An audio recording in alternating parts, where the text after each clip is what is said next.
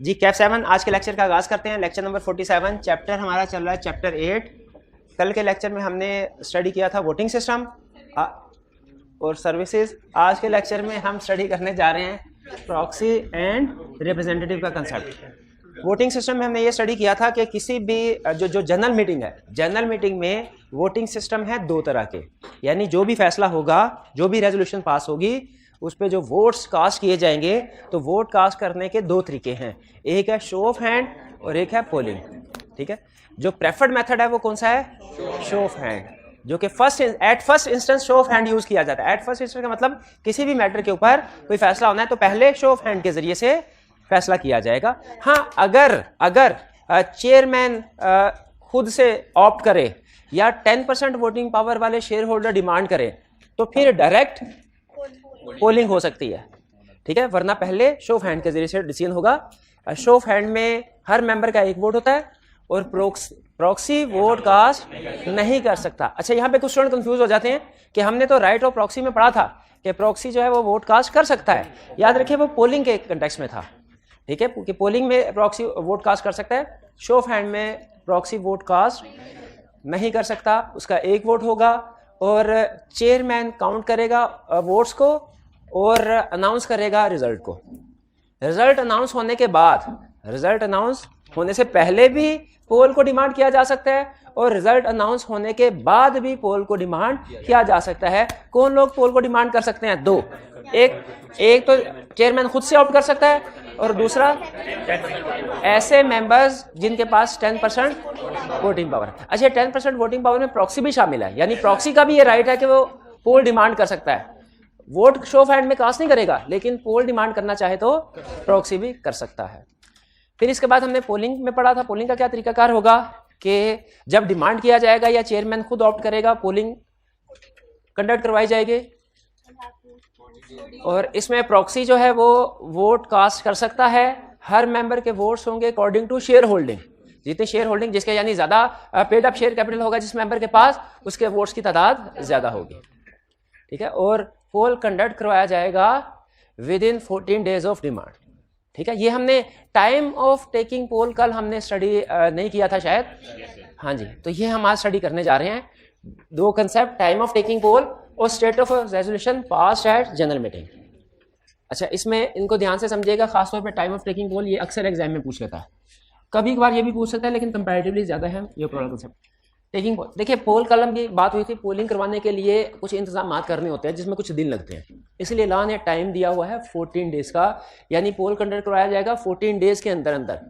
जिस दिन पोल डिमांड किया गया, यानी जिस दिन जनरल मीटिंग में पोल डिमांड किया गया, उसके 14 डेज के अंदर अंदर जो पोल कंडक्ट करवाया जाएगा। हाँ, लेकिन दो तरह के मैटर्स ऐसे हैं जिन पे पोलिंग अगर करवानी है तो वो इमीडिएटली करवाई जाएगी। वो कौन से हैं? एक, और आप जब इनकी एग्जांपल सुनेंगे कि कौन से मैटर्स के ऊपर इमीडिएट पोलिंग की जरूरत है तो आपको ऑटोमेटिकली समझ आ जाएगी कि बाकी इनके ऊपर इमीडिएटली पोलिंग ही होनी चाहिए। पहला, इलेक्शन ऑफ चेयरमैन, कि ये जो मीटिंग है इसको चेयर कौन करेगा। ठीक है, जो चेयरमैन का अगर इलेक्शन करवाना है मीटिंग के चेयरमैन के लिए तो वो इमीडिएटली उसी मीटिंग में पोलिंग कंडक्ट करवाई जाएगी। और अगर मीटिंग को एडजॉर्न करने का डिसीजन हो तो वो भी जाहिर है उसी सेम डे में करवाना होगा, क्योंकि सेम डे में डिसीजन करना है मीटिंग एडजॉर्न की जाए कि नहीं। इन दो मैटर्स के अलावा, इन दो मैटर्स की जो पोलिंग होगी वो इमीडिएटली होगी, जैसे डिमांड किया फौरन। इसके अलावा बाकी जितने भी मैटर्स हैं विद इन 14 डेज का टाइम है। विद इन 14 डेज जो भी अरेंजमेंट्स करनी है वो करेंगे। और ये अरेंजमेंट किसने करनी है? चेयरमैन ने, उसकी जिम्मेदारी है। और एक अहम कंसेप्ट यहाँ पे ज़हन में रखिएगा, मीटिंग फर्ज कीजिए हुई 10 तारीख को, पोलिंग हो रही है 22 तारीख को। याद रखिए 22 तारीख को मीटिंग नहीं हो रही, पोलिंग हो रही। मीटिंग नहीं हो रही, पोलिंग हो रही है, लेकिन वो पोलिंग अलहदा से है, वो पूरी की पूरी मीटिंग दोबारा कंडक्ट नहीं की जाएगी। एक कंसेप्ट है पोलिंग का, एक कंसेप्ट है एडजॉर्नमेंट ऑफ मीटिंग का। एडजॉर्नमेंट ऑफ मीटिंग का कंसेप्ट डिफरेंट है, पोलिंग का कंसेप्ट डिफरेंट है, ये ध्यान से समझिएगा। एडजॉर्नमेंट ऑफ मीटिंग का कंसेप्ट क्या है कि मीटिंग हो रही है, अब मीटिंग में फॉर एग्जांपल 10 एजेंडा आइटम्स थी, शाम तक 6 एजेंडा आइटम्स कंप्लीट हुई, फैसला ये 4 रह गए, फैसला ये किया गया 4 जो है वो नेक्स्ट कोई डेट रख लेते हैं। तो नेक्स्ट डेट अगले साल नहीं होगी, यानी ये नहीं कहा जाएगा कि अब अगले साल फैसले करेंगे, नहीं, बल्कि हफ्ते बाद, 10 दिन बाद या 2 हफ्ते के बाद, नॉर्मली हफ्ते के बाद की डेट रखी जाती है, लेकिन कम ज्यादा भी हो सकता है। तो 7 दिन के बाद फैसला हुआ कि अब 7 दिन के बाद हम मीटिंग एडजॉर्न करते हैं आज और 7 दिन के बाद इसे दोबारा से रिज्यूम करेंगे।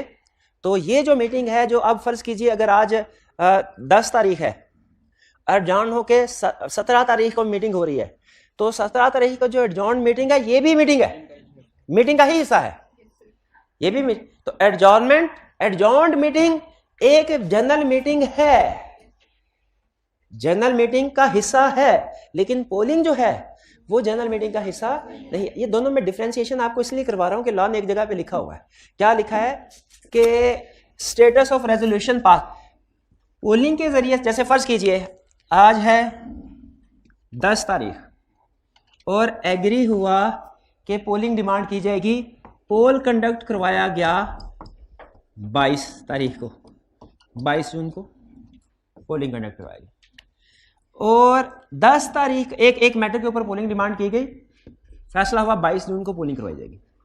और इसी मीटिंग में यानी 10 तारीख को जो मीटिंग है, इसमें मीटिंग होती रही, कुछ मामला के ऊपर फैसले होते रहे, कुछ मामला के ऊपर डिसीजन नहीं हो सका, तो डिसाइड हुआ कि 17 जून को मीटिंग एडजॉर्न हो गई और बाकी के फैसले 17 जून को होंगे। अब क्वेश्चन मेरा ये है कि पोलिंग में अगर कोई डिसीजन होता है कि ये रेजोल्यूशन पास करनी है, उसकी इफेक्टिव डेट, उस रेजोल्यूशन की, उस फैसले की इफेक्टिव डेट कब से होगी? विद इफेक्ट फ्रॉम 10 या विद इफेक्ट फ्रॉम 22? ये कंसेप्ट लॉ कहता है उसकी डेट होगी विद इफेक्ट फ्रॉम 10, इसलिए कि 22 को तो कोई मीटिंग हुई ही नहीं, और मीटिंग हुई ही नहीं तो ये कैसे कहा जा सकता है कि 22 को रेजोल्यूशन पास हुई? भाई रेजोल्यूशन तो मीटिंग में पास होती है, और 22 को कोई मीटिंग हुई ही नहीं, मीटिंग नहीं हुई तो कोई रेजोल्यूशन भी पास नहीं हुई। तो इस पोलिंग की जो भी फैसला होगा, इसकी इफेक्टिव डेट क्या समझी जाएगी? 10। लेकिन इस केस में देखें, एडजॉर्न मीटिंग 17 को ही, 6 फैसले 10 को हो गए, 4 फैसले 17 को हुए। अब जो फैसले डिसीजन एडजॉर्न मीटिंग को हुए 17 जून को, उनकी इफेक्टिव डेट कब समझी जाएगी? ओरिजिनल मीटिंग की डेट या एडजॉर्न मीटिंग की डेट? एडजॉर्न मीटिंग की डेट, क्योंकि 17 जून बहरहाल एक मीटिंग की डेट है, 17 जून को मीटिंग कंडक्ट हुई है। तो लॉ ये कहता है एडजॉर्न मीटिंग में जो फैसले होते हैं, एडजॉर्न मीटिंग में जो फैसले होते हैं, जो रेजोल्यूशन पास होती है, उनकी इफेक्टिव डेट होगी date of adjourn meeting, not earlier. Not earlier, not earlier का मतलब क्या है कि ओरिजिनल मीटिंग वाली डेट नहीं होगी, यानी जो फैसले एडजॉर्न मीटिंग में पास हुए उनकी इफेक्टिव डेट क्या होगी? Date of adjourn meeting. दोनों में फर्क समझ आए? पोलिंग में और एडजॉर्न मीटिंग की इफेक्टिव डेट क्या होगी? जी जी पूछिए। क्या एडजॉर्न मीटिंग के अंदर पोलिंग डिमांड कर सकते हैं? यस। अब एडजॉर्न मीटिंग में जो पोलिंग डिमांड की जाएगी, जैसे 17 जून को पोलिंग डिमांड की गई, फैसला हुआ कि वो 28 जून को कंडक्ट करवाई जाएगी, उसमें जो फैसला होता है उसकी इफेक्टिव डेट क्या होगी? 17 जून। 17 जून, ठीक है। यानी अगर मीटिंग हो रही है, चाहे ओरिजिनल चाहे एडजॉर्न मीटिंग, उसमें जो भी फैसले होंगे वो उस मीटिंग की डेट के समझे जाएंगे। लेकिन पोलिंग में चूंकि सिर्फ पोलिंग होती है, कोई मीटिंग सारी दोबारा कंडक्ट नहीं हो रही, उसकी effective date date of meeting जिसमें पोलिंग डिमांड की गई थी उससे इफेक्टिव होंगे। क्लियर? ये था हमारा concept time of taking poll और स्टेटस ऑफ रेजोल्यूशन पास या जनरल मीटिंग। अगर ओके है तो मुझे बताएं, हम क्वेश्चन की तरफ चलें, वरना कोई क्वेश्चन पूछना तो पूछ लें। चेयरमैन के खिलाफ, चेयरमैन को रिमूव करना है अगर, देखिए वो तो जो चेयरमैन हो वो जनरल मीटिंग में थोड़ी रिमूव होगा, वो तो बोर्ड ऑफ डायरेक्टर्स उसको रिमूव कर देंगे अपनी मीटिंग में। वो देखिए चेयरमैन बोर्ड मीटिंग का डायरेक्टर का चेयरमैन है ना, ठीक है, तो जिस तरीके से इनको हेड करेगा, लेकिन उसको रिमूव करना तो बोर्ड मीटिंग के जरिए से करेंगे। जी चलिए अब क्वेश्चंस की तरफ चलते हैं। कल के लेक्चर में चूंकि हमारा कंसेप्ट ये वाला रह गया था तो क्वेश्चन डिस्कस नहीं हो सके थे। आज का होम असाइनमेंट किया आपने? Yes sir. चलिए ठीक है, शाबाश। अब आपने देखना है कि जो होम असाइनमेंट में आपने चीजें की हैं डिस्कशन के मुताबिक ही हैं कि किसी जगह पे अगर फर्क हो तो पूछ लीजिएगा। जी पॉज कीजिएगा। जी लर्निंग ऑब्जेक्टिव 4 और 5 के क्वेश्चंस की डिस्कशन स्टार्ट करते हैं। 10A XYZ Limited posted letters containing the notice to its members by post on 2nd February by properly addressing, prepaying and posting for its AGM to be held on 27 फरवरी। यानी उसने 25 दिन पहले, AGM 27 फरवरी को होगी, उसने उसे 25 दिन पहले 2 फरवरी को ही नोटिस सेंड कर दिए। और नोट कीजिए वो कह रहे हैं मैंने प्रॉपरली पोस्ट किया इनको, स्टैम्प किया इनको। फिर कह रहे one of the letter address to Zahid was delayed by 15 days due to error by relevant postal staff. Postal staff के एरर की वजह से डिले हो गया 15 दिन। Letters are usually delivered within 2 days but Zahid received it on 19 February. Zahid has questioned the validity of AGM on account of delay in delivery of notice which was received just 8 days and not at least 21 days before AGM. Is Zahid's claim valid? क्यों? Date उसको मिला नहीं क्योंकि हाँ जी आपको याद है मैं पढ़ा था एक्सीडेंटल ओमिशन और non receipt of notice by member does not invalidate proceeding of general meeting. तो अगर कंपनी ने प्रॉपरली स्टैम्प लेटर जो है नोटिस पोस्ट कर दिया है तो रिस्पॉन्सिबिलिटी कंपनी की पूरी होगी। अगर किसी मेंबर को नोटिस रिसीव नहीं होता जनरल मीटिंग इनवैलिड नहीं होगी। लॉ क्या एज्यूम करेगा? कब ये notice deem to have delivered कब एज्यूम किया जाए? और यानी उसने 2 तारीख को सेंड किया तो 2 दिनों में पहुंच जाता है। इसका मतलब है लॉ एज्यूम करेगा कि 4 फरवरी को नोटिस पहुंच गया था। तो ये बिल्कुल 4 फरवरी और 27 फरवरी, हाँ 21 दिन से ज्यादा का टाइम है। इसका मतलब है कि ये नोटिस वैलिड है। Clear? B Azam Babar and Chand names in accordance with sequence in register of members are joint share holder of 5% shares in XYZ limited. A B और सी तीनों जॉइंट शेयर होल्डर हैं और रजिस्टर ऑफ मेंबर के नाम भी इसी sequence से लिखे हुए हैं, यानी पहले आजम का, फिर बाबर का, फिर चांद का। XYZ limited send notice for AGM only to Babar. Azam and Chand claimed that they should have received the notice instead. Is claim of Azam and Chand valid? Azam का claim valid है। क्यों claim valid है? उसका नाम पहले है, उसे notice मिलना चाहिए। यानी ये फैसला कंपनी का ठीक था कि सिर्फ एक शेयर होल्डर को नोटिस भेजा जाएगा, लेकिन किस शेयर होल्डर को नोटिस भेजा जाएगा? यहाँ पे गलती कर गए, जिसका नाम पहले है उसको नोटिस भेजा जाना चाहिए, यानी आजम को। आजम का क्लेम वैलिड है, चांद का क्लेम वैलिड नहीं है। सूरज कहाँ है इस केस में? सूरज कहाँ? आजम को प्यार से सूरज कहते हैं? ये आजम ने बताया था आपको? सी XYZ limited received A notice from official assignee of Sajid. Assignee क्या होता है भाई? जो कोर्ट, जब कोई पर्सन इंसॉल्वेंट हो जाए तो कोर्ट पॉइंट करती है। शाबाश। ऑफिशियल असाइनी नहीं।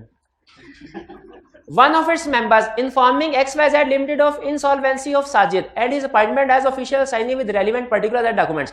यानी XYZ Limited को नोटिस मिला। नोटिस किसकी तरफ से आया? नोटिस आया साजिद के असाइनी की तरफ से। साजिद कौन है?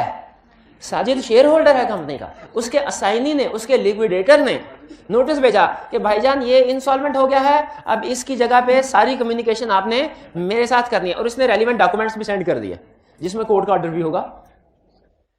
XYZ Limited is in process of calling an AGM. Whom should XYZ Limited send notice of meeting? आपको पता है जब कोई इंसॉल्वेंट होता है उसके असाइनी पॉइंट हो जाता है और उसके सारे राइट्स असाइनी को ट्रांसफर हो जाते हैं। तो अब की बात जो AGM का नोटिस आएगा असाइनी का जाएगा। Clear? 11 On declaration of result of voting in the annual general meeting by the chairman of AS Limited. On declaration का मतलब क्या है कि वोट्स कास्ट हो गए, रिजल्ट भी डिक्लेयर कर दिया गया कि रेजोल्यूशन पास हुई है कि नहीं। एक public company S limited, few share holders demanded a poll. कुछ शेयर होल्डर ने कहा ठहर जाएं, शो ऑफ हैंड के जरिए से वोटिंग हुई है, अब पोल कीजिए। कैसे पता चला शो ऑफ हैंड के जरिए से वोटिंग हुई है? उन्होंने पोल डिमांड किया तो उसका मतलब पहले वोटिंग पोलिंग के जरिए नहीं हुई, शो ऑफ हैंड के जरिए से हुई है। कुछ share holder, chairman refuse to hold the poll and declare the result of voting on show of hand. Chairman ने पोल को रिफ्यूज कर दिया और कहा फैसला शो ऑफ हैंड के जरिए से ही होगा। चेयरमैन ने सही किया कि गलत? हाँ, ये डिपेंड करता है कि कितने शेयर होल्डर्स ने रिक्वेस्ट की थी। अगर तो रिक्वेस्ट की थी 5%, 10% से 5%, 5% कहां पड़ा था? मीटिंग कॉल करने के लिए जो मेंबर्स, वो 5% था, 10% था, 5% रेजोल्यूशन था। जब मेंबर्स ने रेजोल्यूशन प्रपोज करनी हो तब 5% था, जब मीटिंग कॉल करनी हो मेंबर्स ने तब, हाँ शाबाश शाबाश, 10%, तब 10% था।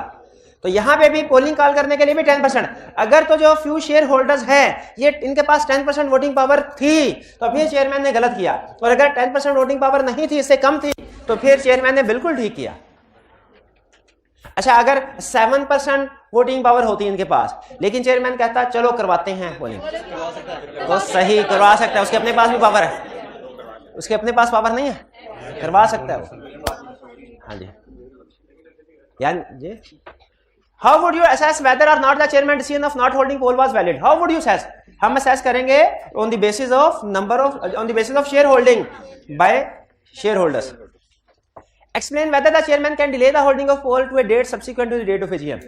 बिल्कुल, लॉ ने उसे 14 डेज दिए, लेकिन दो तरह की ऐसे हैं मामला जिन पे पोलिंग को डिले नहीं करवाया जा सकता, इलेक्शन ऑफ चेयरमैन और एडजॉर्नमेंट ऑफ मीटिंग के बाद। ये डिसीजन इमीडिएटली होंगे, इनकी पोलिंग इमीडिएटली होगी, बाकी मैटर्स की पोलिंग 14 डेज तक डिले की जा सकती है, वो विद इन 14 डेज कंडक्ट करवानी होगी।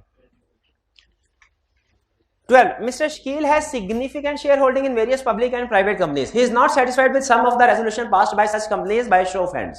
वो कहता है शो ऑफ हैंड क्या चक्कर है, ये शो ऑफ हैंड के रेजोल्यूशन पास करते रहते हैं, मैं मुतमिन नहीं उसे। You are required to advise him as regards the following. What condition would he need to satisfy if mister Shaheen wishes to request for report? 10% of voting power. B explain whether a company is required to oblige him if he wishes to satisfy himself about the validity of result of voting by poll. क्या वो अगर vote की तसल्ली करना चाहे, किस में, show of hand में?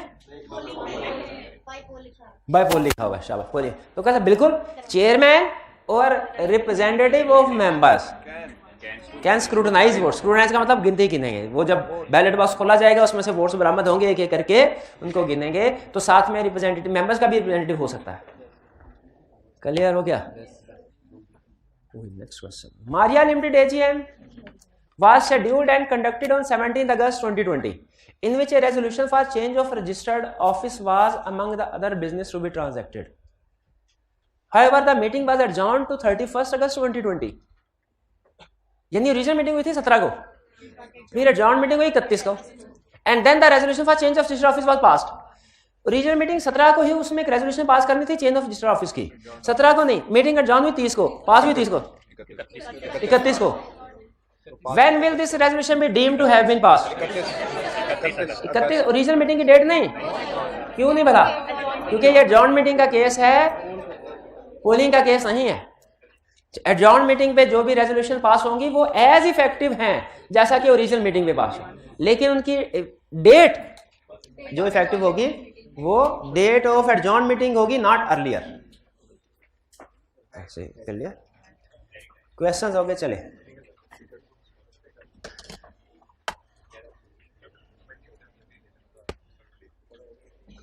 अब चलते हैं हम अपने कंसेप्ट्स की तरफ। आज जो कंसेप्ट हमने स्टडी करने हैं वो है प्रॉक्सी और रिप्रेजेंटेटिव। प्रॉक्सी और रिप्रेजेंटेटिव। अच्छा, एक कंपनी के मेंबर्स बहुत से हो सकते हैं, सारे के सारे नेचुरल पर्सन हो, ये जरूरी है? नहीं, नेचुरल पर्सन भी हो सकते हैं, आर्टिफिशियल पर्सन भी। डायरेक्टर्स के केस में नेचुरल पर्सन होना जरूरी है, मेंबर्स के केस में नेचुरल पर्सन होना जरूरी नहीं है। आर्टिफिशियल भी हो सकता है, नेचुरल। आर्टिफिशियल होता है कोई दूसरी कंपनी या गवर्नमेंट। गवर्नमेंट भी तो एक तरह से मतलब आर्टिफिशियल पर्सन ही है, नेचुरल पर्सन थोड़ी है। तो इसका मतलब ये हुआ कि किसी भी मीटिंग में जो मेंबर्स हैं उनका राइट है कि मीटिंग को अटेंड कर सकते हैं। एग्री करते हैं? अच्छा, ये जो मीटिंग मेंबर्स का राइट है मीटिंग को अटेंड कर सकते हैं, ये राइट नेचुरल पर्सन के केस में तो समझ में आता है कि नेचुरल पर्सन मीटिंग को अटेंड करें। बजाते खुद आर्टिफिशियल पर्सन कैसे अटेंड कर सकते हैं? उनकी तो कहीं भी एग्जिस्टेंस है ही नहीं। वो अपने बिहाफ पे किसी ना किसी को अपना नुमाइंदा बना के भेजेंगे, रिप्रेजेंटेटिव बना के भेजेंगे। तो जो आर्टिफिशियल पर्सन है इसमें जेन में रखिएगा, दो एग्जांपल्स हैं, एक बॉडी कॉर्पोरेट यानी कंपनी और दूसरा गवर्नमेंट, चाहे फेडरल गवर्नमेंट हो या प्रोविंशियल गवर्नमेंट। ये लोग ये भी मेंबर्स हैं कंपनी के।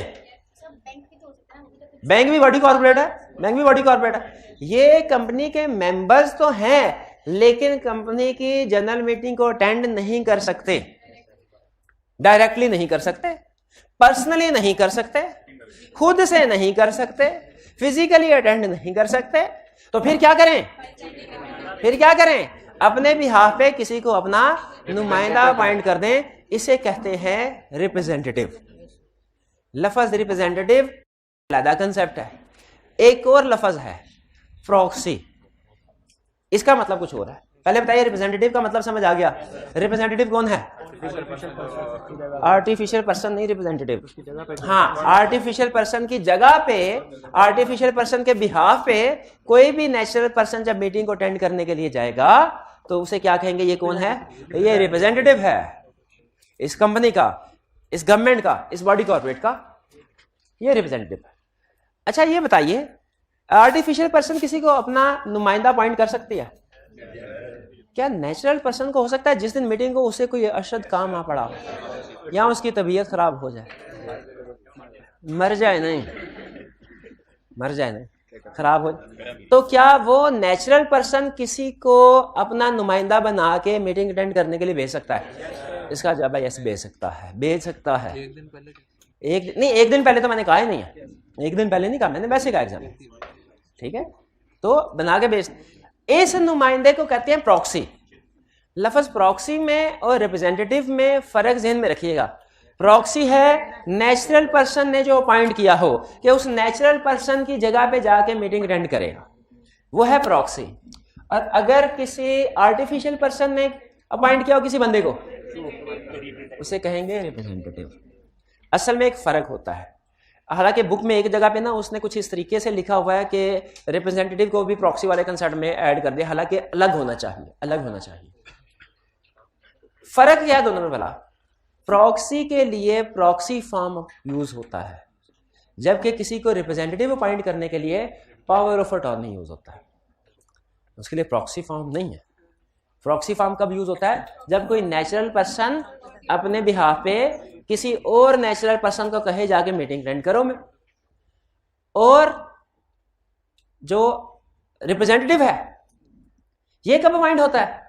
जब कोई आर्टिफिशियल पर्सन किसी नेचुरल पर्सन को कहे जाओ जाके मेरे बिहाफ पे मीटिंग अटेंड करो। रिप्रेजेंटेटिव और प्रॉक्सी में फर्क समझ आ गया? चलिए पहले कौन सा कंसेप्ट समझाओ? जो एग्जाम में कम टेस्ट करता है कि जो एग्जाम में ज्यादा टेस्ट करता है? पहले ज्यादा वाला कंसेप्ट। चलिए फिर पहले प्रॉक्सी की तरफ आ जाते हैं। प्रॉक्सी का कंसेप्ट एप्लीकेबल होगा हर उस कंपनी में जिसका शेयर कैपिटल है। रिक्वायरमेंट क्या है? जब कभी किसी जनरल मीटिंग का नोटिस बनाया जाएगा, उस नोटिस में कुछ इंफॉर्मेशन इंक्लूड की जाती है। वो इंफॉर्मेशन में कुछ प्रॉक्सी से रिलेटेड भी चीजें होती हैं। 3 चीजें हैं प्रॉक्सी से रिलेटेड। कोई बता सकता है क्या? 3? हाथ उठा के ऐसे नहीं सोए हुए थे पहले। जब किसी भी जनरल मीटिंग का नोटिस तैयार होता है ना, उसमें प्रॉक्सी के बारे में कुछ इंफॉर्मेशन लिखी होती है जनरल मीटिंग के नोटिस में। वो इंफॉर्मेशन क्या है? Right to attend, vote and speak at, यानी प्रॉक्सी के राइट्स लिखे होते हैं। प्रॉक्सी फॉर्म भी होता है, दो पोल डिमांड कर सकता है। ये तो राइट्स ऑफ प्रॉक्सी में आ गया ना, वो भी राइट में आ गया। कोरम के लिए उसे काउंट किया जाएगा वोटिंग पावर को, ये भी उसके राइट्स में आ गया। मेंबर का राइट के वो प्रॉक्सी अपॉइंट कर सकता है। शाबाश देखे क्या मतलब? एक उसने बताया, 2 इसने बताए हैं, तो उसको ही नाम मिलना चाहिए। 3 पूछे थे ना, उनका 1 वोट था, इनके 2 पॉइंट्स, तो मेजोरिटी की बेस पे ऑर्डिनरी रेजोल्यूशन पास हो गई है बस। असल में देखे 2 चीजों में फर्क है। एक है मेंबर का राइट टू अपॉइंट प्रॉक्सी, ये लादा पॉइंट है, और दूसरा है प्रॉक्सी के राइट्स जो जनरल मीटिंग में होंगे, वो लादा पॉइंट है। ये 2 पॉइंट है। एक है मेंबर का राइट, मेंबर को ये कहा जाता है भाईजान आपका राइट है, आप अगर चाहें तो प्रॉक्सी को अपॉइंट कर ले, और फिर लिखा जाता है प्रॉक्सी के पास क्या क्या राइट्स होंगे अगर आप उसको अपॉइंट करते हैं तो। 2 चीजें। और तीसरी चीज क्या होती है? प्रॉक्सी फॉर्म, कि अगर आपने प्रॉक्सी को अपॉइंट करना है ना तो इस फॉर्म को सबमिट करके हमें जमा करवाएं। ठीक है, तो ये हमने उसको नोटिस आया, हमने डिसाइड किया कि इस मीटिंग में हम नहीं जा रहे, किसी प्रॉक्सी को अपॉइंट कर लिया। प्रॉक्सी को अपॉइंट करने के रूल्स क्या है अब वो आपको बता रहा है। सबसे पहली चीज, प्रॉक्सी को मेंबर होना चाहिए। In the absence of any requirement, अगर आर्टिकल साइलेंट हो तो प्रॉक्सी को कौन होना चाहिए? यानी ये नहीं कि कोई भी सड़क से गुजरा आप उसे कहे भाईजान आओ जनरल मीटिंग अटेंड करने का शौक है, ओके मुझे बहुत शौक है, आज तुम्हें प्रॉक्सी बाइंड करके भेजते हैं।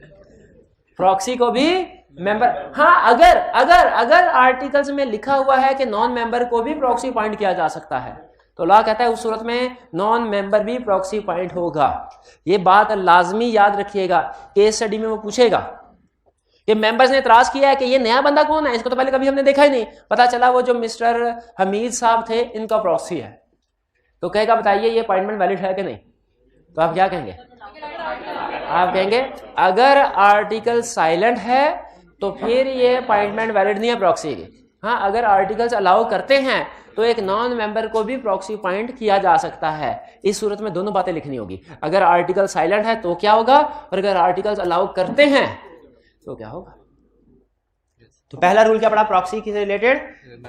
प्रॉक्सी का मेंबर होना जरूरी है। दूसरा रूल, एक मेंबर एक प्रॉक्सी, एक मेंबर एक प्रॉक्सी। एक मेंबर एक ही प्रॉक्सी फॉर्म सबमिट कर सकता है, एक ही प्रॉक्सी को अपॉइंट कर सकता है। अगर वो फॉर्म फिल किया एक की बजाय दो प्रॉक्सीज को उसने नॉमिनेट कर दिया तो गलत किया।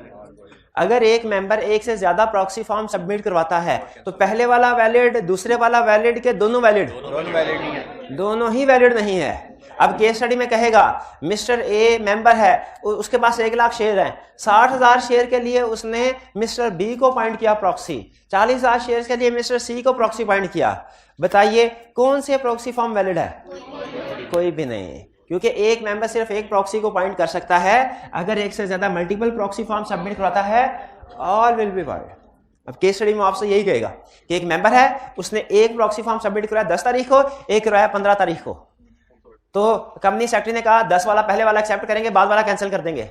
बताइए कंपनी सेक्रेटरी ने ठीक किया क्या? नहीं ठीक किया। क्यों भला? क्योंकि मल्टीपल प्रॉक्सी फॉर्म सबमिट करवाएं तो सारे वाइड हो जाएंगे, पहले वाला भी फर्क। फिर प्रॉक्सी फॉर्म साइन कौन करेगा? प्रॉक्सी फॉर्म कौन साइन करेगा? भाई मेंबर करेगा, और कौन करेगा? या उसका ऑथोराइज एजेंट, ऑथोराइज एजेंट जो भी हो। और ये फॉर्म सबमिट करवाना जरूरी है मीटिंग से कम अज कम, मीटिंग स्टार्ट होने से 48 घंटे पहले। मीटिंग स्टार्ट होने से पहले फॉर्म सबमिट करवाना जरूरी है। हाँ, इसमें छुट्टी का दिन काउंट नहीं किया जाएगा। यानी फर्ज कीजिए मीटिंग है पीर को सुबह 10 बजे, प्रॉक्सी फॉर्म जमा करवाया जुम्मे को शाम 6 बजे। बताइए प्रॉक्सी फॉर्म वैलिड है? वैलिड कैसे है प्रॉक्सी फॉर्म? संडे को शाम 6 बजे सबमिट करवाया, सॉरी फ्राइडे को, जुम्मे को शाम 6 बजे जमा करवाया, तो जुम्मे के कितने घंटे हो गए? 6। हफ्ते के कितने हो गए? 24, 30 हो गए। इतवार 0, छुट्टी काउंट नहीं करना। और पीर 10 घंटे, टोटल कितने हुए? 24। हाँ, तो कितने घंटे पहले जमा करा था?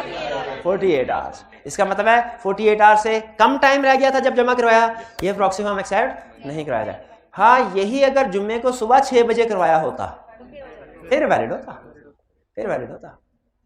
फिर बात समझ आ रही है? 48 आवर्स कैसे काउंट करने हैं? मीटिंग का जो स्टार्ट टाइम है ना, उस तक 48 घंटे पूरे होने चाहिए, और दरमियान में छुट्टी का दिन आ गया तो उसे काउंट नहीं। ठीक है। अच्छा, अगर पीर को सुबह 10 बजे मीटिंग है और फॉर्म सबमिट करवाया मंगल को शाम 6 बजे, लेकिन बुध जुम्मे रात जुम्मा 3 दिन ईद की छुट्टियां हैं,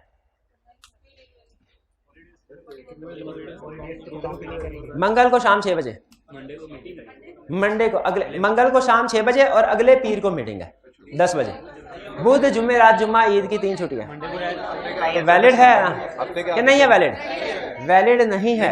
48 घंटे पूरे नहीं हुए, 40 हुए। ये तो वही केस आ गया ना, एक दरमियान में वर्किंग डे आता है सिर्फ। 1 मिनट, 48 घंटे मीटिंग शुरू होने से 48 घंटे पहले प्रॉक्सी फॉर्म सबमिट होना चाहिए। एग्रीड। इसमें हमने पब्लिक हॉलिडे काउंट नहीं करने। अगर मंगल की शाम 6 बजे प्रॉक्सी फॉर्म सबमिट करवाया गया है, अगर तो सारे वीक में कोई छुट्टी ना होती ना तो ये प्रॉक्सी फॉर्म वैलिड है, ठीक है, क्योंकि बुध के 24 घंटे, जुमेरात के 48 घंटे तो इधर ही पूरे हो गए, अभी जुम्मा हफ्ता पड़ा तो 48 घंटे पहले ही सबमिट करवाया। लेकिन अगर मंगल को शाम 6 बजे सबमिट करवाया, बुध जुमेरात जुम्मा छुट्टी है ईद की, तो मंगल के कितने घंटे हुए? 6 घंटे। बुध काउंट नहीं करना, जुमेरात काउंट नहीं करना, जुम्मा काउंट नहीं करना, हफ्ते के कितने? 24, 6 और 24 30 हो गए। और इतवार भी काउंट नहीं करना, हॉलीडे है, पीर 10, हाँ जी 40, 48 घंटे नहीं हुए ना, तो ये इनवैलिड है। अगर मीटिंग रात को हो तो किस वक्त? रात के 10, तो फिर वैलिड है, फिर वैलिड है। Every member can inspect proxy form. अगर कोई प्रॉक्सी फॉर्म इंस्पेक्ट करना चाहे कि भाईजान ये मुंह उठा के आओ, क्यों? हाँ, तुम्हें अंदर किसने आने दिया? मैंने नहीं आने दिया।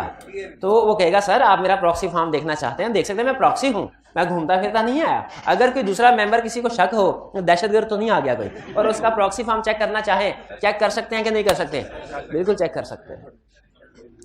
Company shall not reject proxy form on the basis of additional condition.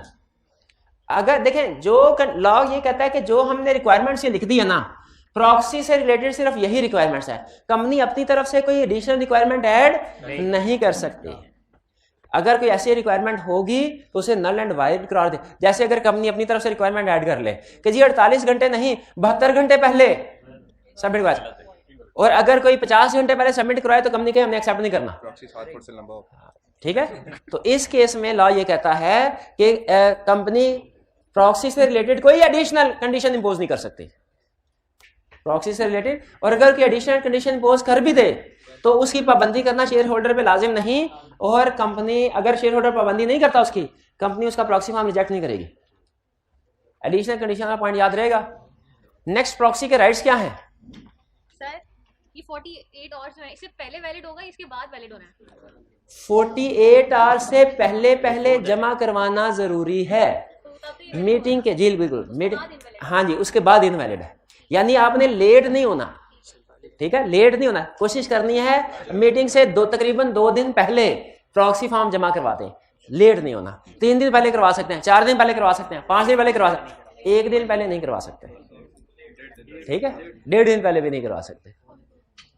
Clear हो गया? ये कंसेप्ट क्लियर हो गया ना? हाँ जी। यानी before 48 hours, with in 48 hours नहीं लिखा हुआ, बिफोर 48 आवर्स, मीटिंग शुरू होने से 48 घंटे पहले सबमिट करवाना चाहिए। राइट्स क्या है प्रॉक्सी के? To attend, to vote, speak at general meeting, to be counted for quorum. Vote का राइट किस केस में है? पोलिंग में। और कोरम के लिए भी जब काउंट होगा ना, कोरम 2 तरह का होता है, जनरल मीटिंग का कोरम 2 तरह का होता है, एक वोटिंग पावर की बेस पे और एक नंबर ऑफ मेंबर्स की बेस पे, कि कम से कम 10 लोग होंगे जिनके पास 25% वोटिंग पावर होगी तो कोरम होगा। इसमें याद रखिएगा, प्रॉक्सी को जो गिनना है ना, वो 25% के लिए तो गिनना है कि प्रॉक्सी के पास कितने share holder, number of person present के लिए मैं इसको नहीं गिनना। जिस तरह वोटिंग का राइट है, लेकिन एक केस में उसे ऐड कंसीडर करते हैं, एक केस में नहीं करते। उसी तरह कोरम में भी 2 तरह के कंसेप्ट हैं, एक कंसेप्ट में प्रॉक्सी को ऐड करते हैं, कंसीडर करते हैं, एक में कंसीडर नहीं करते।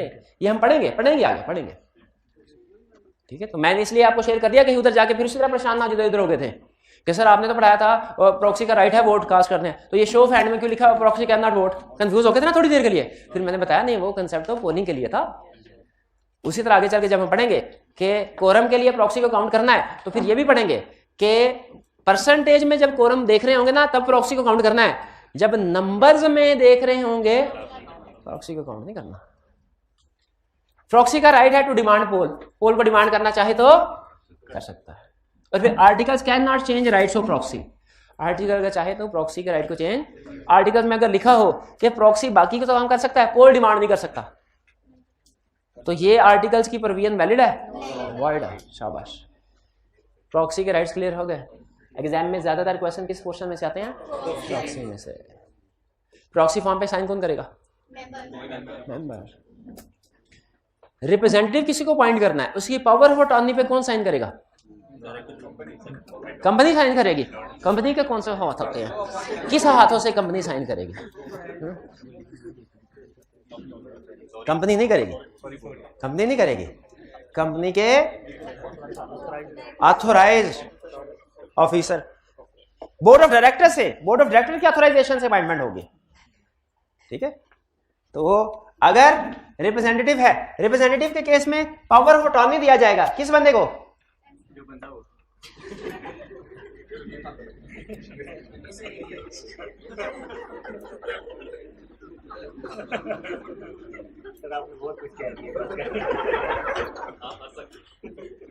सही कहा, सही कहा मैंने आपको।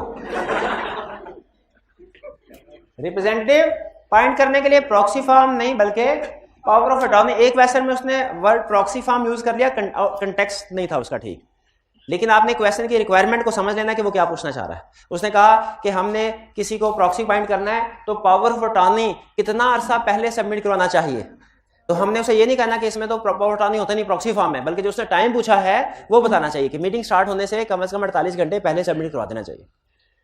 रिप्रेजेंटेटिव के दो केसेस हैं। नंबर एक, कंपनी, अगर कंपनी कोई मेंबर है या क्रेडिटर है तो कंपनी ने रिप्रेजेंटेटिव अपॉइंट करना है, और अगर गवर्नमेंट कोई मेंबर या क्रेडिटर है तो रिप्रेजेंटेटिव किसने अपॉइंट करना है? गवर्नमेंट ने। कंपनी चाहे तो किसी भी इंडिविजुअल को रिप्रेजेंटेटिव अपॉइंट कर सकती है कि वो मीटिंग जाके अटेंड करे इसके बिहाफ पे, वो चाहे मेंबर है चाहे नहीं है, किसी भी any individual means any individual. ठीक है, लेकिन कौन इंडिविजुअल होगा? ये बोर्ड ऑफ डायरेक्टर्स के डिसाइड करेंगे। बोर्ड ऑफ डायरेक्टर्स अपनी मीटिंग में रेजोल्यूशन पास करेंगे कि उन्होंने किस मेंबर को, किस पर्सन को ये अथॉरिटी देनी है कि वो कंपनी के बिहाफ पे जाके मीटिंग अटेंड करे। तो वो पर्सन जो भी है वो ऑथोराइज्ड बाय डायरेक्टर होना चाहिए। ठीक है, बोर्ड ऑफ डायरेक्टर्स की रेजोल्यूशन में उस बंदे का नाम लिखा होगा कि मिस्टर ए को ऑथोराइज किया जाता है वो मीटिंग को अटेंड करे। लेकिन जब मिस्टर ए पहुंचेगा ना दूसरी कंपनी की जनरल मीटिंग अटेंड करने के लिए, वो कहेंगे दिखाओ तुम्हें कंपनी ने कहां ऑथोराइज किया है, तो वो मीटिंग के मिनट्स नहीं दिखाएगा कि जिस मीटिंग में बोर्ड ऑफ डायरेक्टर ने रेजोल्यूशन पास किया, वो कॉन्फिडेंशियल होते हैं। क्या करेगा?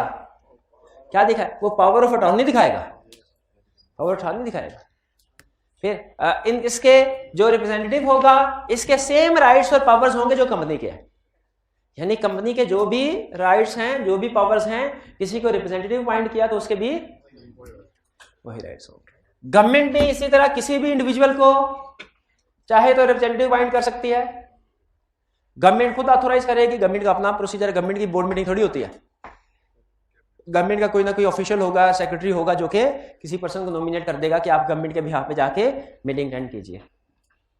इसके सेम राइट्स होंगे जो कि गवर्नमेंट के हैं, including power to appoint proxy, यानी ये वाला रिप्रेजेंटेटिव जो गवर्नमेंट ने अपॉइंट किया है ये अगर चाहे तो प्रॉक्सी को भी अपॉइंट कर सकता है। ये वाला राइट कंपनी के केस में नहीं था, ये राइट किस केस में है? गवर्नमेंट। तो आपने गवर्नमेंट के केस में लिखना है, कंपनी के केस में नहीं। कौन सा राइट?